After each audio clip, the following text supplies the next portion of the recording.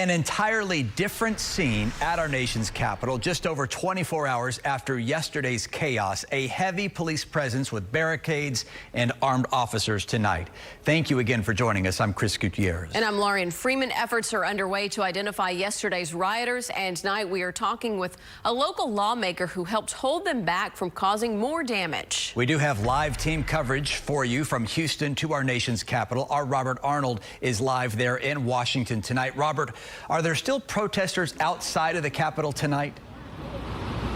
Yes, although greatly diminished in numbers. But yes, you do have small pockets of protesters. We've also seen some driving in their cars with flags bearing Trump 2020, driving around the Capitol building. But where we stand, this is about as close as you can get to the Capitol building. Police are still keeping it blocked off. For some of those small protesters, though, emotions have not diminished. There are still a lot of people decrying this election. Some people almost came to blows with one another out here, but then thought better of themselves when they saw police officers approaching the area. Most of it, though, was just shouting matches. Again, people still decrying this election. But again, those numbers are much, much smaller. Now, one of the people who was in the middle of all of this was newly elected Congressman Troy Nehls, the former Fort Bend County Sheriff. And we had a chance to sit down with Congressman Nehls. And one of the things that we talked to him about is this growing number of people calling on a movement to invoke the 25th Amendment to have President Donald Trump removed from office. We asked Congressman Nehls if he did support such a movement, and this was his answer.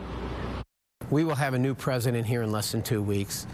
President-elect Joe Biden will be inaugurated on the 20th, and I think that's what we should do.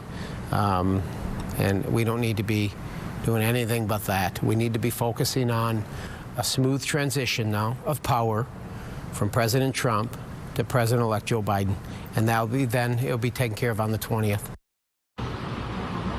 Congressman Nehls also said he describes what happened inside the Capitol yesterday as nothing short of criminal. And he, too, is calling on everybody who breached the Capitol to be fully prosecuted. And we're going to have more of our interview with Congressman Nehls coming up at 6 o'clock. We're going to talk a little more in depth about what happened inside the Capitol building when those protesters did breach through the security.